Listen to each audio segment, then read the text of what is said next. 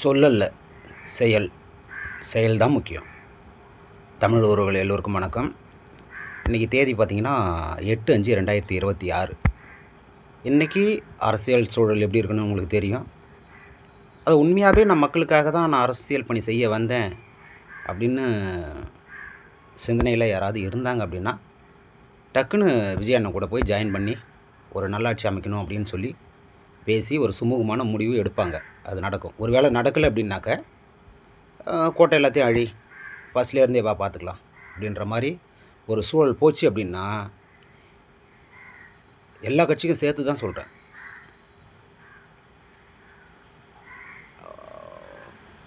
ரொம்ப பெரிய விளைவுகளில் சந்திக்க அவங்க போகிறாங்க அப்படின்னு தான் அர்த்தம்.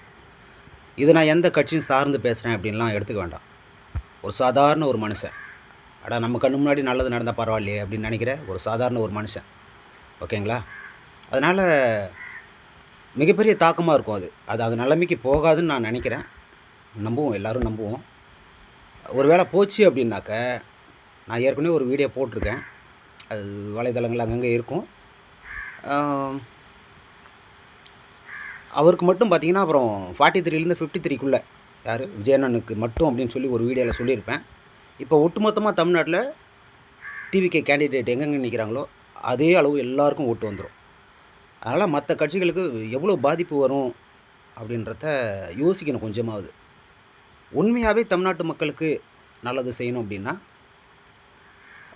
இந்த பேரம் பேசுகிற விஷயங்கள், சில விஷயங்கள் அது அரசியல் ரீதியாக நம்ம போக வேண்டாம். அது நமக்கு அவ்வளோ அறிவும் கிடையாது, ஓகேங்களா? அதனால் அது என்ன செய்யணுமோ உண்மையாகவே நான் மக்களுக்காக செய்கிறேன் அப்படின்னா, டக்குன்னு ஒரு நல்லவர் கூட நின்று அதை செய்யணும். எப்படி நல்லவன் அப்படின்னு நீங்கள் கேட்கலாம். அவருக்கு நின்று நம்ம அதிகாரமும் கொடுக்கல, ஆட்சியும் கொடுக்கல. அவர் 5 வருஷம் 10 வருஷம் ஆளவும் இல்லை. அவர் கெட்டவர்னு சொல்கிறதுக்கு யாருக்கும் ரைட்ஸும் கிடையாது. நல்லவர்னு சொல்லலாம். ஏன்னா ஒரு 33 வருஷமாக மக்களுக்கு அவரால் முடிஞ்ச அவர் சொந்த காசுலேருந்து என்னென்ன விஷயங்கள் பண்ணாருன்றத வலைதளங்களில் இருக்குது, நம்ம பார்க்குறோம். அப்போது ஒரு பொறுப்பு கொடுத்தா தான் அதை வந்து செய்ய முடியும்.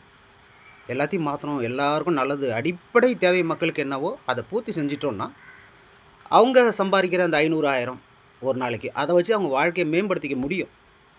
இதை நோக்கி தான் ஒரு முதல் ஸ்டெப்பு எடுத்து வைப்பார். அதுக்கு உறுதுணையாக நிற்கணும். நம்ம மக்கள் எல்லோரும் உறுதுணையாக நிற்கிறோம், நின்றுருக்கோம், ஓட்டு போட்டிருக்கோம். இவ்வளோ பிடிக்கிறாங்க, இவ்வளோ நசுக்குறாங்க, இவ்வளோ நெரிக்கிறாங்க அப்படின்னா அதனுடைய அர்த்தத்தை நம்ம புரிஞ்சுக்கணும். என்ன காரணம் அப்படின்னா, அடுத்த பிரதமர் எலெக்ஷன் வரும்போது யார் பிரதமர் ஆகணும் அப்படின்னு டிசைட் பண்ணுற இடத்துல விஜய் அண்ணன் போயிடுவார்.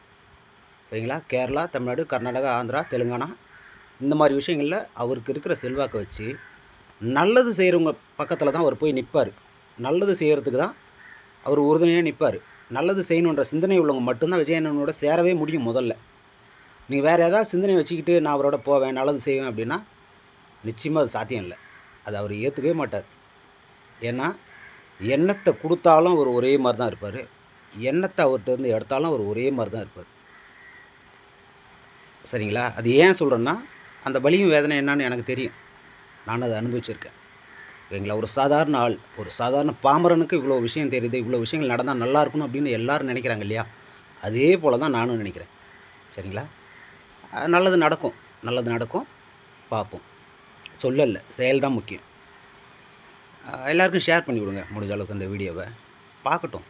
அதாவது சில விஷயங்கள் அது கடவுள் பக்தி அப்படின்னு சொல்லலாம், இல்லை மனசாட்சி உள்ள மனுஷன்னு சொல்லலாம், இல்லை கடவுளின் குரல் உள்ளே கேட்குது அப்படி. அந்த ஒரு நல்ல விஷயம் யாரெல்லாம் சுயநலமற்ற சிந்தனையோடு இருக்காங்களோ அவங்களுக்கு இந்த மாதிரி நல்ல விஷயங்கள் உள்ளே பேசும்.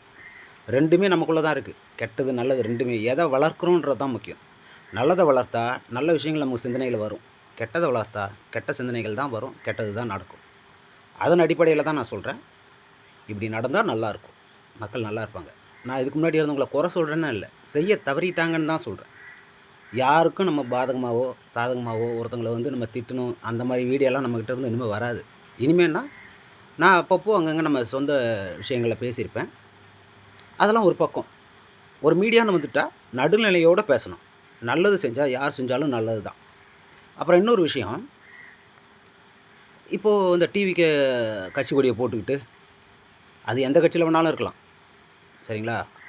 அது எப்படி நீ அவ்வளோ உறுதியாக சொல்கிற அப்படின்னு சொல்லலாம். அதுக்கு நான் பின்னாடி வீடியோவில் வரேன் நான். சில வீடியோஸ்லாம் இருக்குது. அது எந்த மாதம் எந்த வருஷம் போட்டிருக்கேன், எத்தனாவது மாதத்துக்கு முன்னாடி பண்ணியிருக்கேன் அப்படின்ற ஆதாரம்லாம் நான் உங்களுக்கு கொடுப்பேன். டிவிக்கே கூடயே போட்டுக்கிட்டு டிவிக்கே பேரை சொல்லிக்கிட்டு அங்கே அராஜகம் பண்ணுறது, இது பண்ணுறது, அது பண்ணுறது, இந்த பழைய வீடியோவை எடுத்து போட்டுவிட்டு கெட்ட பேர் அவதூறு பரப்புறது, நீங்கள் என்ன பண்ணாலும் அது விஜயண்ணனுக்கு சாதகமாக தான் போகும். தயவுசெய்து இந்த மாதிரி சில்லறை வேலையெல்லாம் யாரும் பண்ண தேவையில்லை. அது தேவையில்லாத ஒரு விஷயம். உண்மையாக இருக்கும், கொஞ்சமாவது மனுஷன் தன்மையோட உண்மையாக இருக்க முயற்சி பண்ணுவோம், அவ்வளோதான். நம்மளால் இருக்க முடியலையா, ஒருத்தர் இருக்காரா, அவருக்கு சப்போர்ட் பண்ணுவோம், அவ்வளோதான். இவ்வளோ தான் சிம்பிள் மேட்ரு. ஓகேங்களா? சப்போர்ட் பண்ணுங்கள், ஷேர் பண்ணி விடுங்க. நல்ல சிந்தனையிலே இருப்போம், நல்லது நடக்கும். பார்ப்போம். பாய்.